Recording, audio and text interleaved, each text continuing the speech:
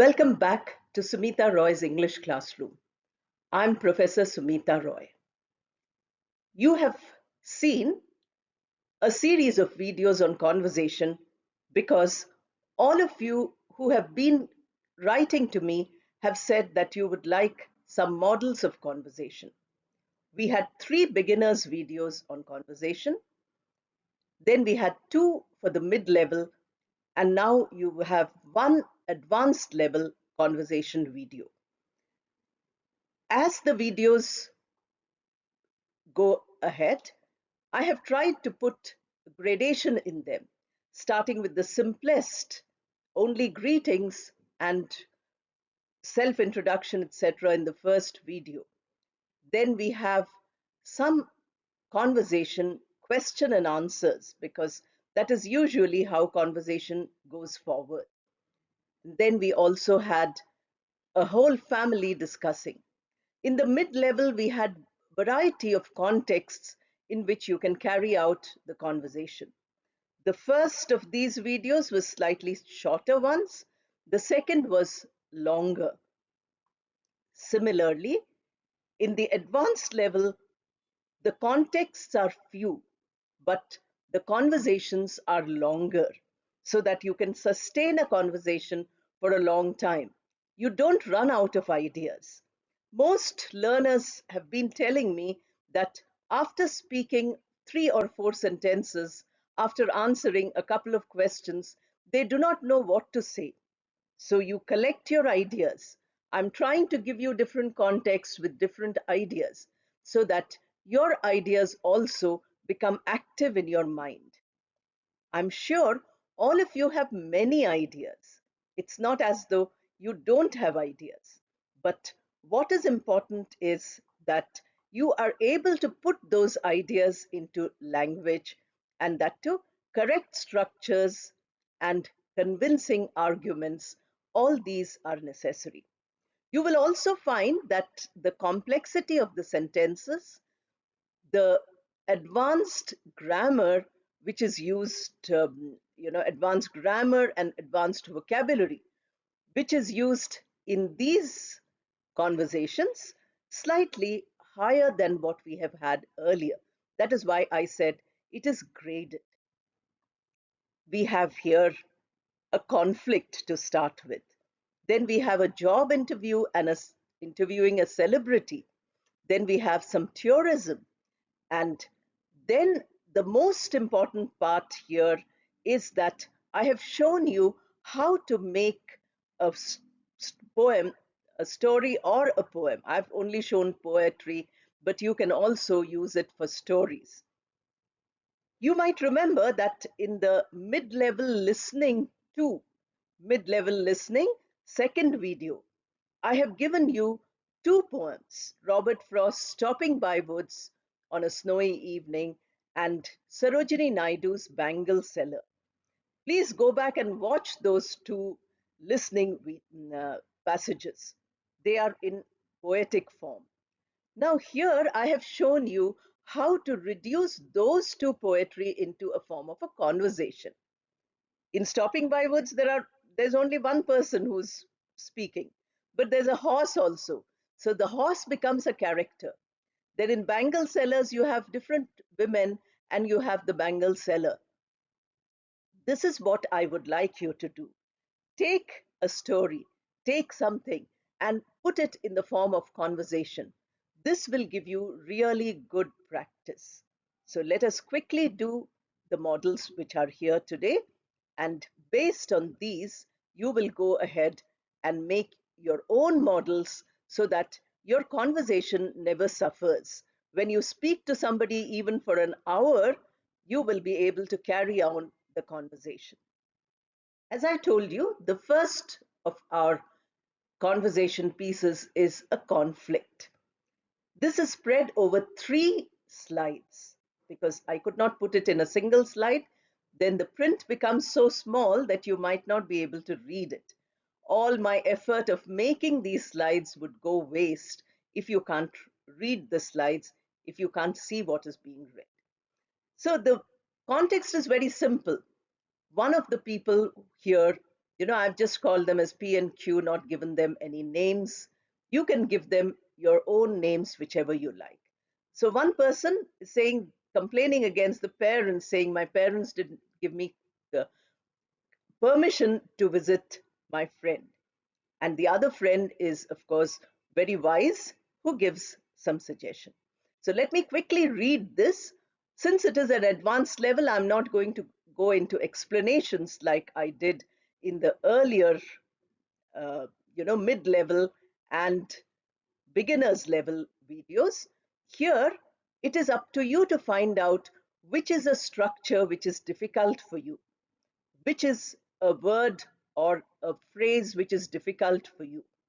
Now, in advanced collocation video 2, I have given you a variety of collocations which you might find in this video being used in real conversations. If you learn those models, which I have given you in collocation video number 2, then you will find that you are able to collocate the words much better. You don't struggle. Many of you feel that when you're speaking, there are ideas in the mind, but you cannot put them in the language which you want. You stumble over words or phrases. This is very bad, and that is what you have to improve. So here you have one friend is saying, hey, do you always listen to what your parents tell you? You know, this person is little angry. He or she, the first friend, is angry. So says, do you always listen to your parents? The next person says, I try to. But why do you ask? Now, if you answer by saying, I try to, that is enough. But that's not how the conversation is carried out. So, why do you ask? I want to go to a friend's farmhouse for the weekend, but my parents are not giving me permission to go. Where is your friend's farmhouse? Another question. About 100 kilometers from the city. Now, very far. That far? The friend says. Yes, that's why a group of us want to go there and spend a couple of days. Since it's far, couple of days is what you require. Did you explain this to your parents? I had no time to explain.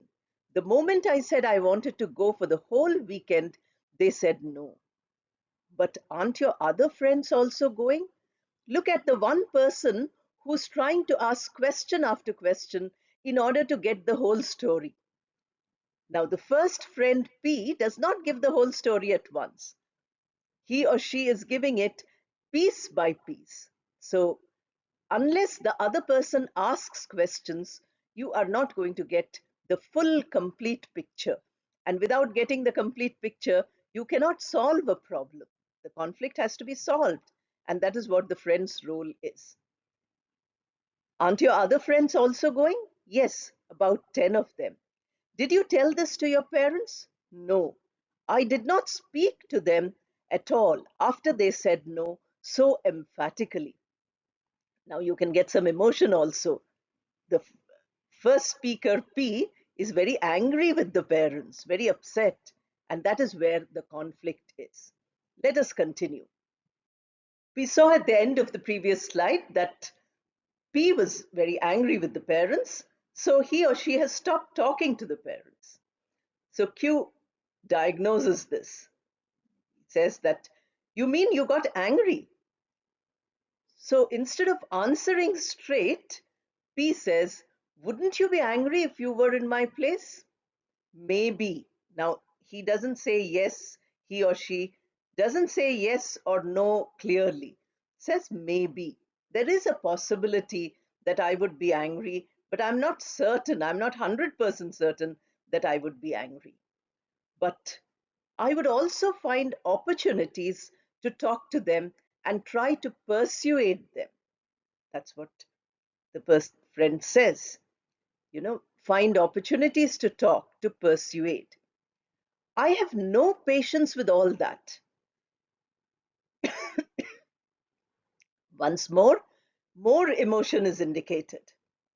Now you see how the emotion is indicated just by using the right word, the right tone, etc.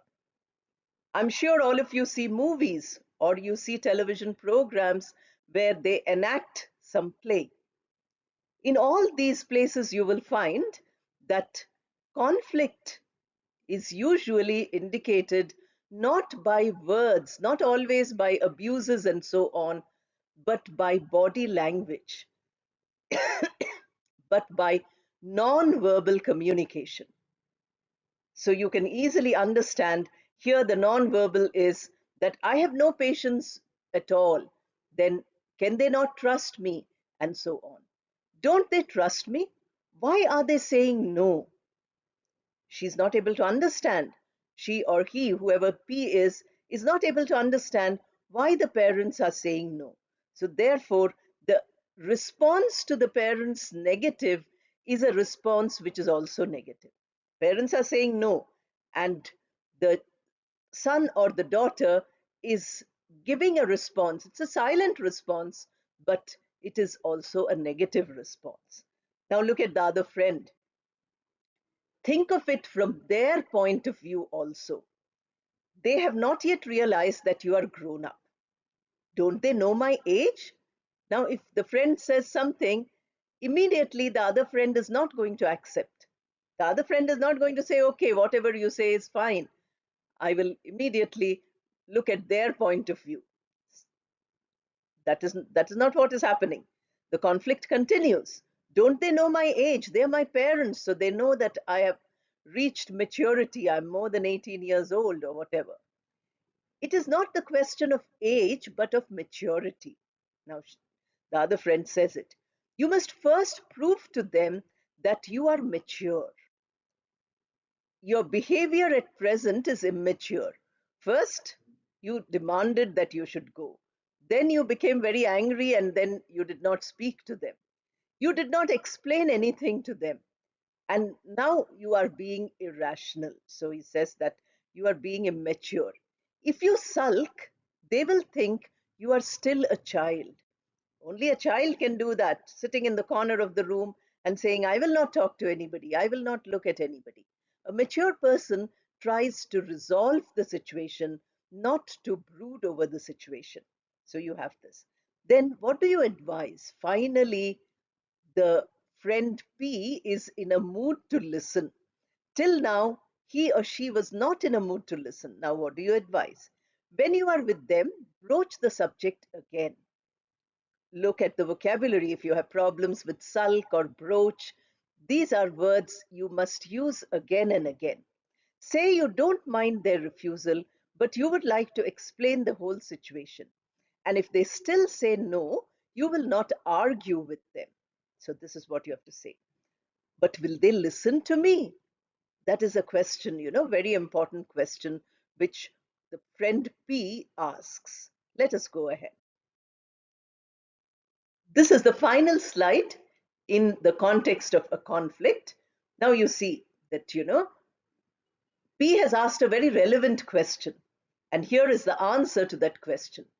You must sound rational and not demanding. You must make sense. You must give adequate reasons. That is what rationality is. You must be able to present your case clearly and convincingly. So when you speak, when you tell them why you want to go, it should be clear and it should be convincing. Earlier we had the word persuade, now we have the word convince. See how similar words are being used by the friend Q in order to say how the behavior should be. What should I say? Tell them that many of your friends are going. Now, this is a very important argument. You're not going alone, many friends are going. They have also got permission from their parents. Now, look at the next point. It is just like presenting your case in a court of law. You can write lots and lots of conversations based on the kind of argument that goes on in a court of law.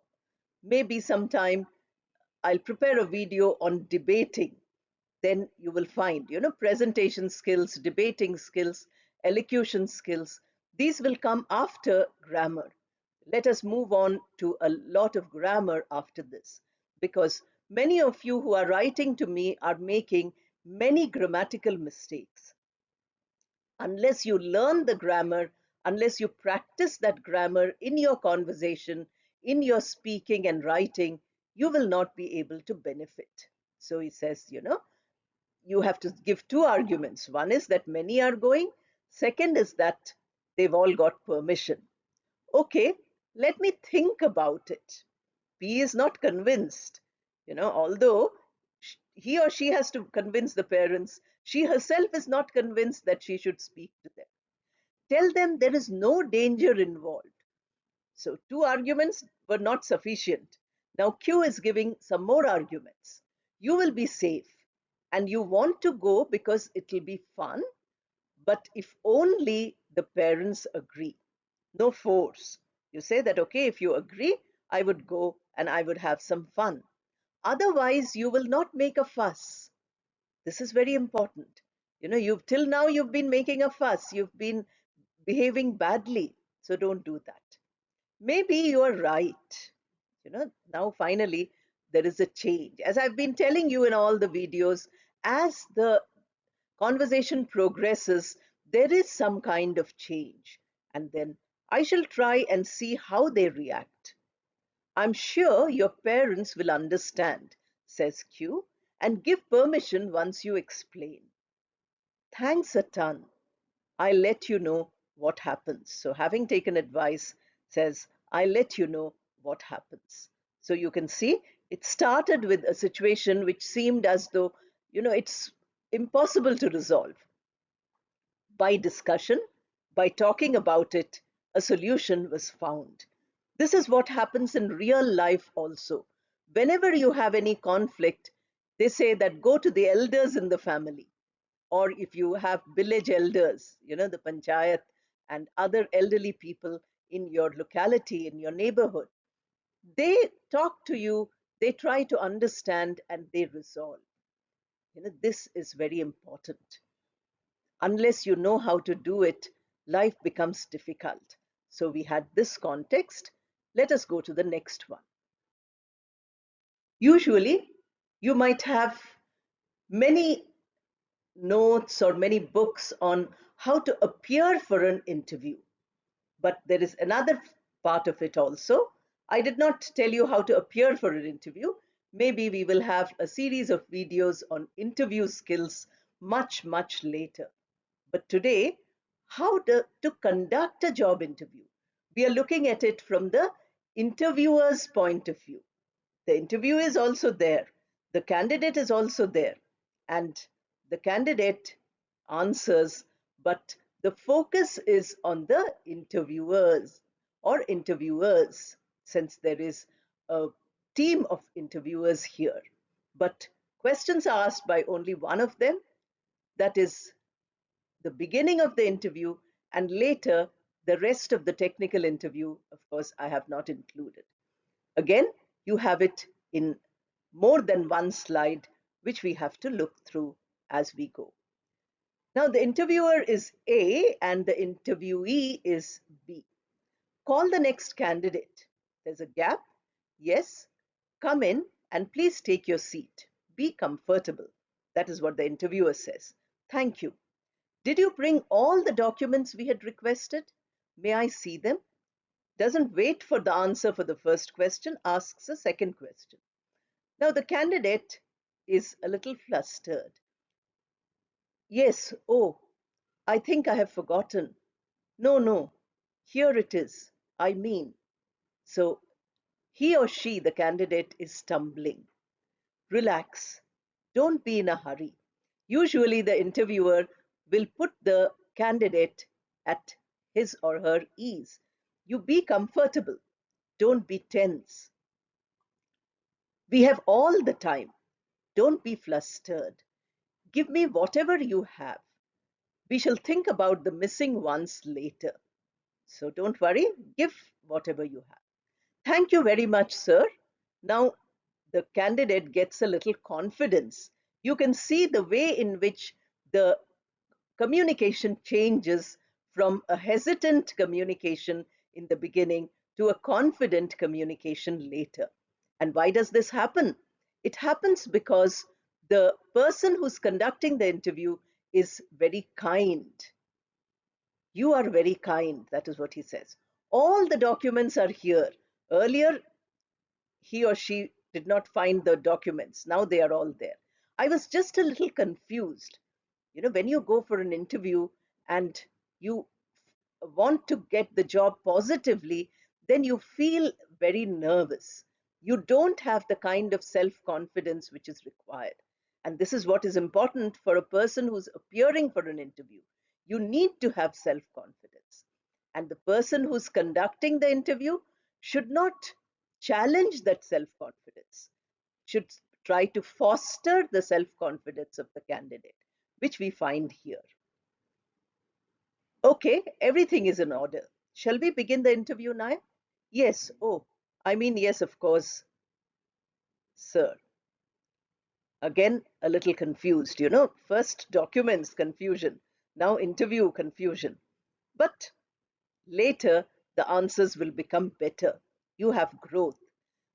The person who's conducting the interview, that is A, is a person who's very balanced, very mature, very kind, and gives a lot of confidence, gives a lot of opportunities to the candidate.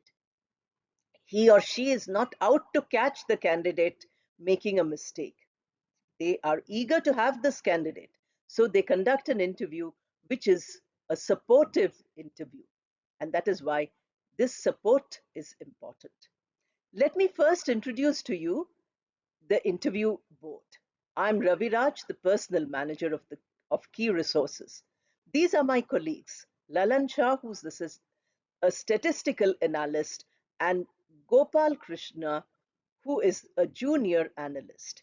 I shall ask you some general questions. Then the other two will test your technical aptitude. Finally, if you have any questions, you may ask them. Are you ready? Would you like to introduce yourself first? This is usually the interview question. So you can see how the interviewer speaks for a long time to put the candidate at rest and to make the candidate relaxed, introducing the other members who are here, and then going ahead with the interview. The candidate has been asked to introduce himself. So he says, yes, thank you. Yes, thank you too. Should we begin the interview? Yes, thank you. I'm Jitendranath. I have completed my MSc in statistics and have worked as a statistician for 3 years in a small company. So you can see the usual things, the name, the qualification, and the work experience. What you have put in your resume, now you're giving a brief summary of that. Why do you want to leave your present job? Very important. You have a job. You're saying that 3 years you're working in a company. Do you have any problems? Usually, when you leave a company, that means that you have had some problems with your job. But the candidate is being asked. This is a very difficult question, but the interviewer does not stop from asking it, because if a person is a troublemaker, then he will make trouble in the new job also. So it is good to know. And many people might not tell the truth in this case too. So you have to keep probing, and then only you will find out whether the person is leaving the job for some other reason or because he is uncomfortable with what he is doing at present. The candidate says, no, not actually a problem. He understands that is it a problem with the job? The company is in my hometown. Now I would like to relocate to the city. My mother needs some medical treatment, which is not available in a small town. Therefore, I'm looking for a job here.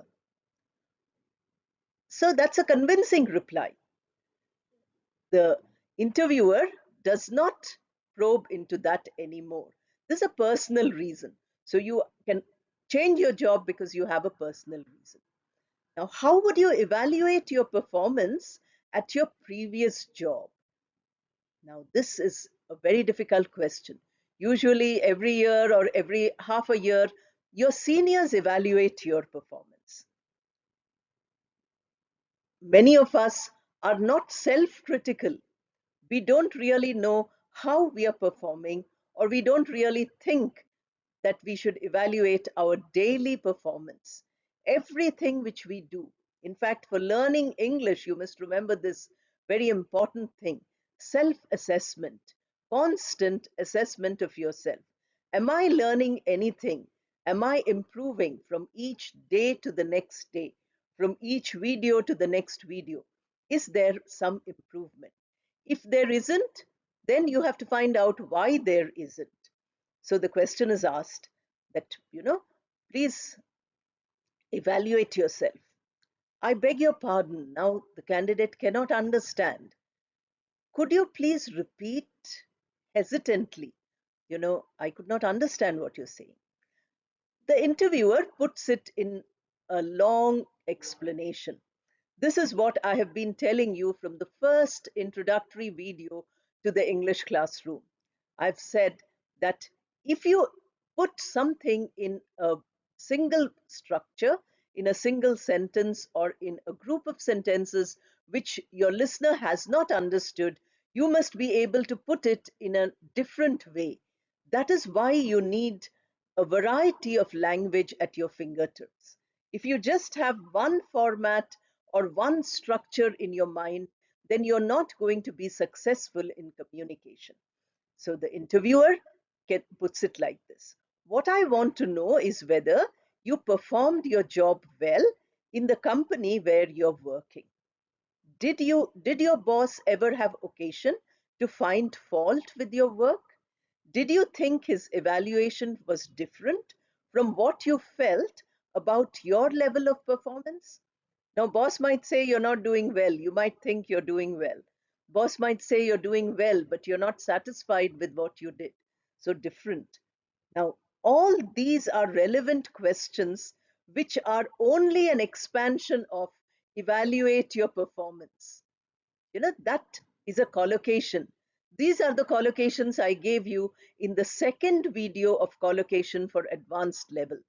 Unless you see those, unless you master those, you will not be able to use proper vocabulary, proper collocation, proper structure everywhere.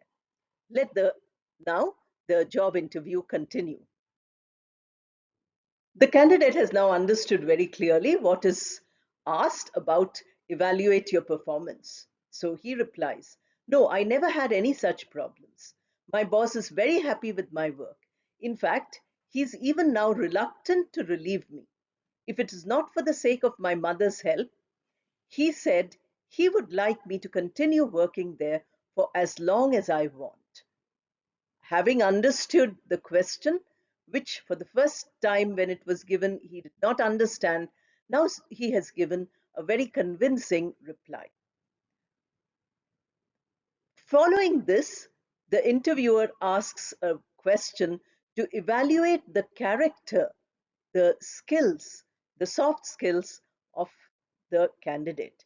Till now, the interview has been factual, but now the interview is about the patterns of behavior, the attitudes which the candidate has. So the interviewer says, so shifting jobs was a difficult decision for you. How are your decision making skills? Are you quick in making decisions, or do you take a long time? He's already giving an explanation so that, a single word decision making skills doesn't frighten the candidate again. So gives many questions. When you have made a decision, do you implement it or change your mind often? These are all the areas of decision making.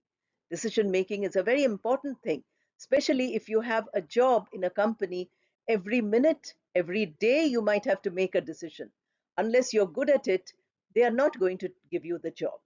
So the candidate is now very comfortable and says, yes, sir, it was a difficult decision because I enjoyed my job and all my friends are also in my hometown. I have never lived in the city.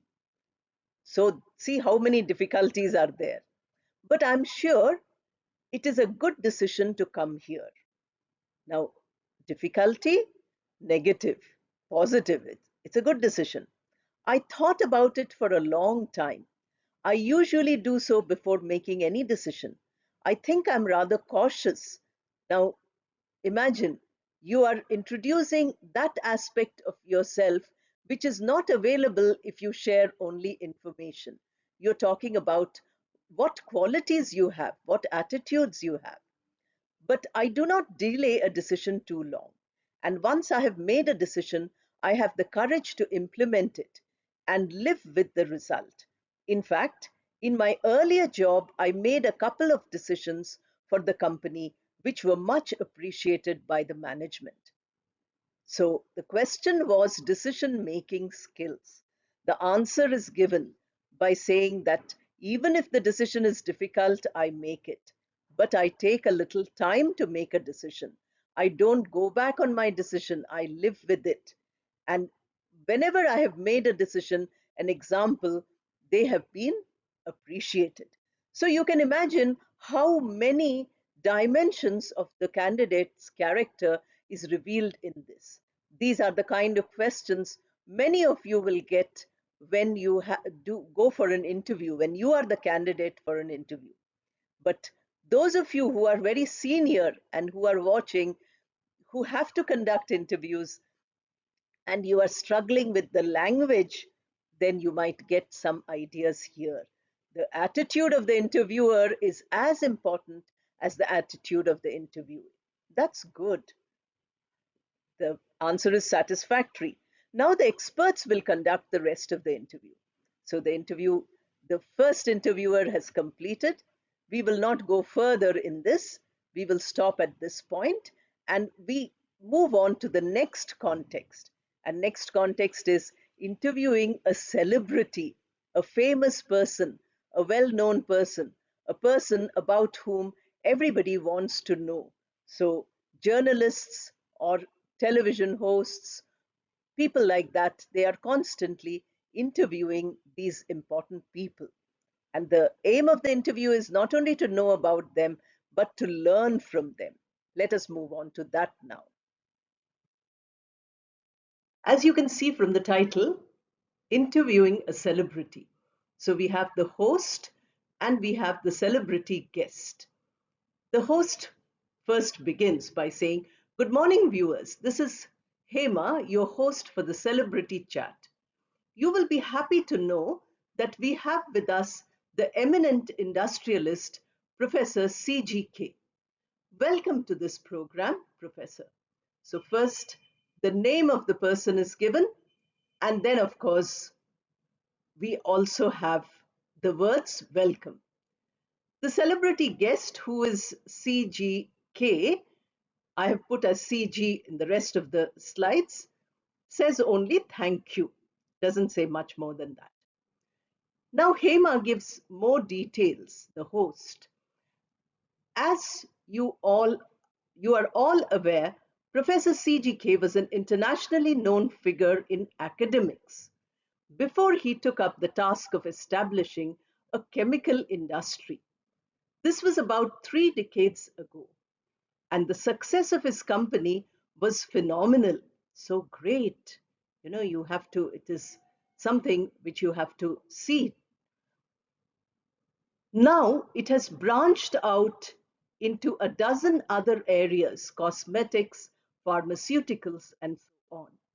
The name CGK today spells excellence. Whatever he has touched has turned into pure gold. Look at the phrase, whatever he has touched has turned into pure gold. Turned into pure gold from a story of Midas in the mythology, where he's given the blessing of making everything gold, whatever he touches. Because of his greed, he wanted this. But unfortunately, he touched his own daughter and she became a statue of gold. When you have such facts at your fingertips, your conversation becomes interesting. Like in one of the mid-level conversation video, we heard about the Greek philosopher Aristotle and catharsis. These are some ideas which you just gather as you go ahead in life. And then you use it at the right places, at the right time, your conversation becomes interesting. And that is what would be nice for all of you to do.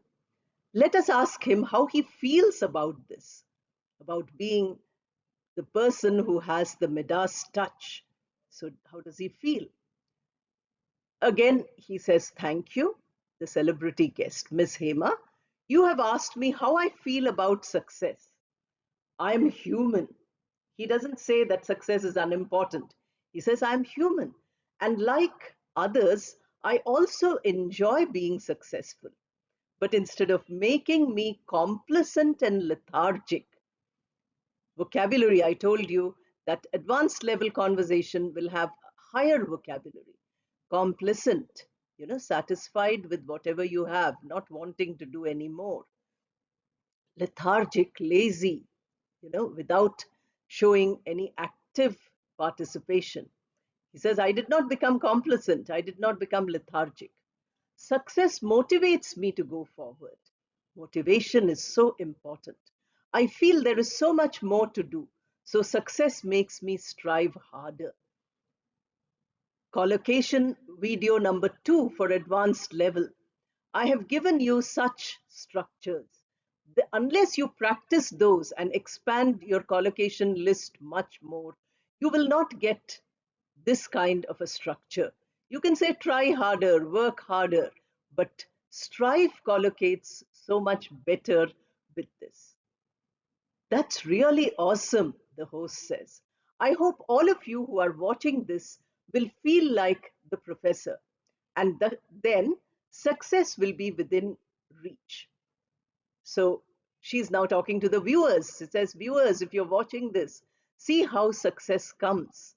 A lesson is also given. Now, Professor, let me ask you, who has been the role model in your life? This is the next question, very important question. She has a series of questions which she's going to ask one by one. So let us look at the next. To answer, whoever is the role model who has inspired this great celebrity to become what he is today, this is the reply which he gives. The earliest role models I had were my parents, which I think most of us say that our parents were our role models. They lived in a small village where my father had a small farm. He taught me to work hard and overcome challenges. My mother told me that the sky is the limit for our achievements, as long as we don't trample over anyone in our passion for progress.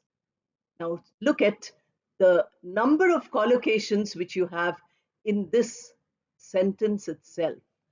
That is why I'm referring again and again to your advanced level collocation video 2. Video 1 is only question and answer. You have a wrong sentence and then you have the corrected version. That is not enough. What is important is that you make a list of all the collocations you come across and practice them in your real speaking. When you're giving a lecture or when you're giving a presentation, when you're conversing with somebody, all these places you have to use collocation properly. Then I had a science teacher, first, of course, parents, in school, whom I can never forget. He taught us values in addition to the subject. Subject, everybody teaches, but values. He showed me how the means alone can justify the end. These days, many people might believe that if the end is good, you can go by all the wrong methods and get that end. The means, the way of achieving the end has to also be good. If we adopt unfair means, the end can never be good. So these are the role models. How clearly and how convincingly the celebrity guest tells us. Have you been able to pass this on to your own children? Now, very important. You learnt values in a generation where everybody was learning them. But many people say that as time passes, the values are getting eroded. So the host has a very important question. What about your children? Yes, I think so. Both my sons and my daughter are successful in their own fields. My daughter is a singer. My elder son is an IT professional, and younger son is an actor. So they have three of them doing three different things. Their lifestyle often brings challenges to them, which I'm sure they resolve using the values ingrained in them. From childhood, the values were given to them. As I told you again and again, please remember that any word which is difficult for you, please copy it down. Check the dictionary. Use it in 10 or 20 different sentences. Then you will find that you're able to use it when you talk to people, when you write something, when you give a lecture or a presentation. In speaking, in conversation, in writing, you can use a good vocabulary only when you have practiced that word or that phrase or that expression, that collocation again and again. I have not heard anything against them yet. So it says usually a father is careful. So since I have not heard anything, they must be good. Now the interview is almost coming to an end. The host asks, usually people in showbiz, that is singer and actor, one daughter is a singer and the son is an actor. Like your actor son and singer daughter have too much spotlight focused on them. And some skeletons do come out. Many people they keep searching for some negatives in their life, some mistakes in the past. This is, you know, called bad journalism. But there are some people like that who do it, and all this gossip finds a lot of readership or viewership. You have no such fears? Now, as a father, how do you feel? The guest says, I don't think I do. My wife passed away when my children were very young. I brought them up with the help of my old mother. The children are very close to me even now that they live so far away. If they do something wrong, I'm sure I'll be told. That means there is communication channel open between the father and the three children. That is very important. Very often as we grow up, communication channels close. So you can see not only are you getting English conversation here, but you're getting many ideas, many patterns of behavior, many attitudes, which are all very important for you to learn. Tell us something about how you established your business. So it says that, oh, we have, I think, one more slide here. I'm sorry, I said this is the last one. It isn't. So, how did you establish your business? From my college days, I had great interest in entrepreneurship. Remember that he's a poor farmer's son, so you need money for starting something. He didn't have. But due to the condition at home, I took up a job in a college. Soon I got selected for the university. Before I finished a couple of years, I met a person who was willing to invest money if I wanted to concretize my ideas about establishing a chemical firm.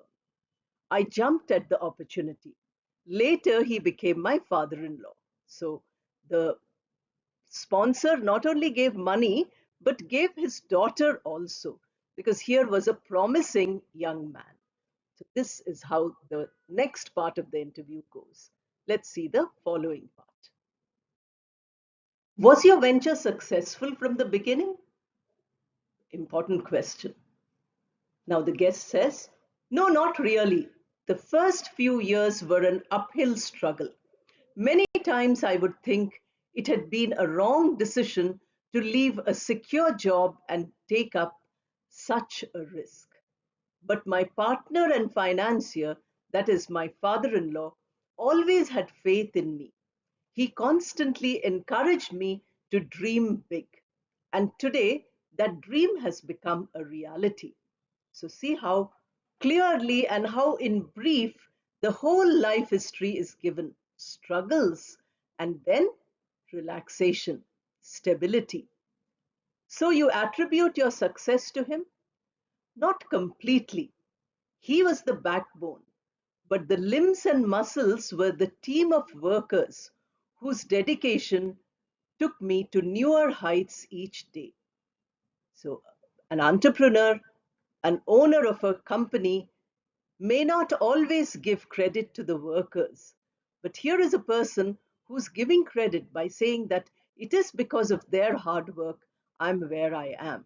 Very important attitude. That's good to hear. Very often people forget the workers who help them to achieve great things. I can never forget them, the guest says. CGK is not a company, it's a family. Today, there are 10,000 employees in the company and it has 25 branches. And to me, each one is invaluable. Each one here might mean each branch and each worker. Everything is covered in this. I'm sure they will be happy to hear you saying so. They might be watching the interview and they'll be happy and work more loyally and bring you greater success. Thank you for being with us, Professor. Thank you and the viewers. Now, he doesn't forget anybody. Look at how cool and collected, how balanced this person is. I had a very pleasant time. That is how the interview ends. Now we move on to the next of our context, and that is tourism. Tourism has become very popular today. People are going all over the world to see places of great interest. So we have this context of two friends talking about tourism and about a visit to a particular place of great global interest.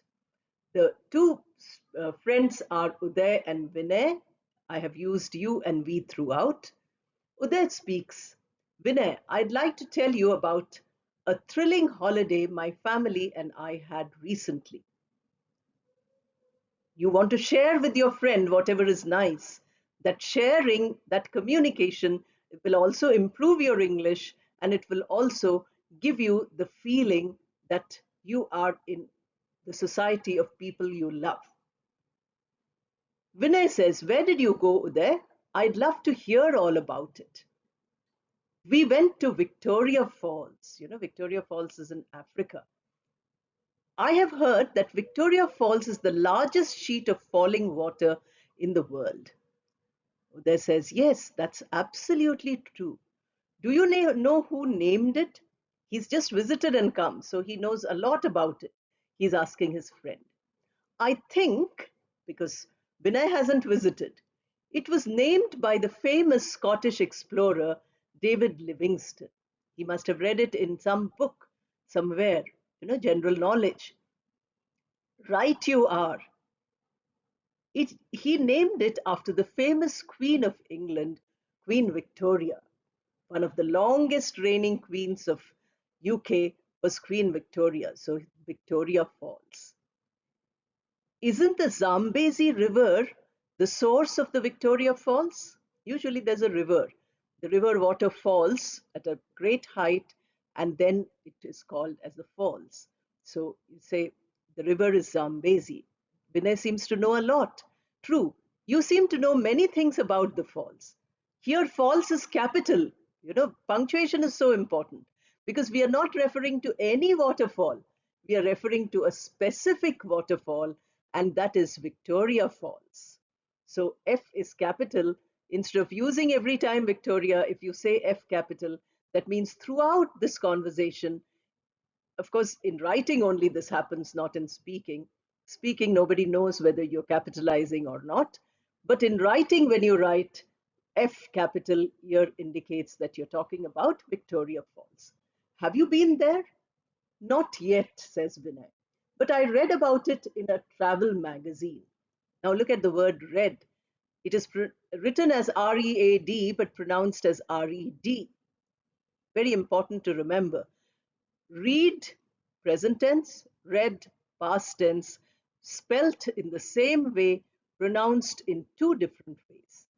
We are also very eager to go there, but haven't found an opportunity yet. So Uday says, you must go. It's a spectacular view. Tell me all about the view. Uday says, there are two ways in which you can see the falls. One is the aerial view in the helicopter or microlight, and the other is the footpath and footbridge trail. So there are two ways. Obviously, he's going to tell us in great detail how they went. But this much is there in the first slide. Let us go on to the next one. When I asked the question, which one did you and your family do? Since there are two ways, which one did you do? Uday says, since my younger sister and brother did not want to walk, my father took them for the microlight tour. But my mother, aunt, uncle, and I went by the walking trail. How did they like the aerial view? The microlight is going to see it from the top, aerial view. It was breathtaking. They could see the surrounding areas and some animals like elephant and hippo. Not only the falls, but they saw something else also. Is that so? Really? I'm amazed. Of course, the animals are not always visible. I think they were lucky to see one or two of them. I'm sure they were, Vinay says. They were really lucky. And what about your group? How did you enjoy the experience? It was a very close encounter. We had just 60 we were just 60 meters away from the water. We entered the park and instantly we saw the magnificent glory of the falls. So this was the trail, the walking path. They went walking and they went so close to the water. I heard that the falls were called Smoke That Thunders. Do you know any reason for this? Now, everything was not available in the book, so Vinay has some questions also. Many famous tourist places have names like this, specific names. Like you have Windy City, Chicago, or you have the rainiest place, Cherrapunji in India. Therefore, you have Pink City, Jaipur. Here, you know, the Victoria Falls also has a name, as we saw in the previous slide. So, do you know why this name is given? Smoke that thunders? Obviously, I do. The guide would have told them. Once you see the falls, you can be in no doubt that the description is apt. The sheet of falling water creates an effect like smoke rising due to its white sprays of water. Smoke, first word. And the sound of the waterfall is deafening, just like the roar of thunder. So, smoke that thunders, the spray is like smoke. You mean it is a unique audiovisual effect? How right you are. You can see the smoke like spray with your eyes and hear the roaring sound with your ears. Audio means hearing. Visual means seeing. So you see with your eyes. What do you see? You see the smoke like spray. And what do you hear? You hear the sound of the falling water. What is the best time to visit the falls? Now, Vinay says that he's interested, so he's planning a visit. Now, you ask, when is the best time? Uday says the tourist guide told us that apart from the rainy season, which begins in November and ends in April, the rest of the year is dry, and that is the time to see the falls. So Uday is giving you information which he gathered while he was there at the Victoria Falls. But Vinay does not think this is right. But would not the rain make the falls look more spectacular? Look is not there. But would not the rain make the falls more spectacular? Look, you can add or you can remove. No, it seems not. The guide who lives there, who has been there all the time, knows what is the difficulties. So there says that. We were told that during the rains, the place is unapproachable. You can't go on that trail, walking trail, or maybe you can't even fly a helicopter, so you can't really go there. I see. then I must tell my parents that we should visit the Victoria Falls as soon as the rain stops this year. That's a good idea. Thanks for sharing your experience there. You are welcome.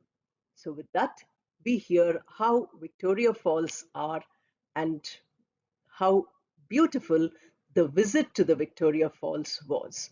So, if you have visited any place recently in and around your city, also, please write it down in the form of a conversation as though you're telling your friend, and then you will see that your ideas are expanding. Your ability to speak is becoming better.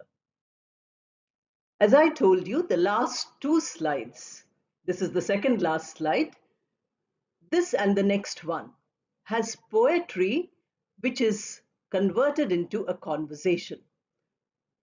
To read this poetry or to listen to this poetry, you have to go to the mid-level listening exercise. These were one of the earlier videos. Part 2 of mid-level listening exercise has two pieces of poetry. I mentioned this also today, just now. This conversation, which you can see in front of your eyes, is based on Robert Frost's famous poem, Stopping by Woods on a Snowy Evening. An American poet. You will learn more about it when you look at the video where this is the listening exercise. So there are two people. One is the rider, the speaker in the poem, and the other is his horse. So the rider says, "It's a dark winter evening, and it is also snowing." The horse, usually, of course, a horse will not speak, but for our case, we require a speaker. If you read Gulliver's Travels, you will find all what horses do. And human beings are subservient to the horses. You can read that book, it'll be wonderful. Maybe when I do literature videos, I will tell you more about Gulliver's Travel. The horse says, "Are we going somewhere now?" The rider says, "Yes, let us go home. But oh, look at the beautiful woods we are passing through. They look magical as they fill up with snow." Horse says, "Should I continue homewards?" Rider says, "Let us stop for a little while to admire the scene." These are what the ideas that are there in the poem. So we are putting it in the form of conversation. The owner of the woods lives far away and will not know that we are stopping here. Horse says, "But we are far from home. Are you not making a mistake in stopping here? It will be difficult to reach home if the snow becomes deep." The rider says, "You are right. It is the heart of winter, the darkest evening of the year." The horse says, "Then let me start out." The rider also agrees. "That would be best. Though I love watching the woods during snowfall, I have many promises to fulfill." Must have said, that I will come back at this time. So that promise has to be kept. This poem has a lot of deep inner mystical significance. I'm not going into that because we are not doing literature now. We are only doing the language part of it, reading that poem and then putting it in a conversation form. So I have promises to fulfill. And we also have many miles to go before we reach home and take rest. So, my horse, let us go home. This is the conversation, which is based on the poetic piece, which is there in the video. So, you can listen to that video and then listen to this, slide once more. We've now come to the last part of today's video. One more example of poetry to conversation. Why I'm giving you this is when you listen to a song in your own mother tongue, can you now put it in the form of a conversation? When you read a book, when you read a story, or when you read an article of something that happened today in the newspaper, can you put it in the form of a conversation? That is why I showed you two models how conversation can be put. I took the passage from a video which I've already prepared so that this becomes easy for you. I don't have to again give you a new passage. This is the poem Bangle Sellers by Sarojini Naidu. Bangle seller is there, young girl is there, bride is there, and mother is there. These are all the characters, as you can see. Here are colorful bangles, bangle seller says. All of you come and buy these bangles from me. This is the best bangle stall in the entire temple fair. You young girl, don't you want some bangles? The young girl says, yes, I want silver and blue bangles. Or if you have pink ones. Now, this is the description of the bangle sellers in the poem. Instead of putting it only the bangle sellers speaking, we are now making the women who buy the bangles also speak. So you can imagine you're using your creativity, which I told you is very important, and you're also practicing conversation. I have them all. I also have light green bangles which look like new leaves. Do you want those too? Now the bride says, I'm getting married soon. What bangles can you give me? Here are bright yellow bangles like ripe corn. Here are red and orange bangles like the marriage fire. You can hear the music of the bangles as you leave your parents' house and go to a new family. So imagine the bangle seller is saying all this in the poem, but here it is in reply to the young bride's question. Now the mother says, and what bangles do you have for me? I have to worship the gods at home, as well as do all the housework, care for the family, and bring up my children. For all these, I need auspicious glass bangles. This is a belief in India that if you wear glass bangles, that is a sign of good fortune. So the bangle seller says, for you, who is the center of your household, I have purple bangles or gray ones with golden dots. All these will be suitable for the important role you have in nurturing your family. So you can see the entire poem, which is there for you. The text is also there in the video, that is listening, mid-level listening number 2. And you can compare that and see how the conversation has come.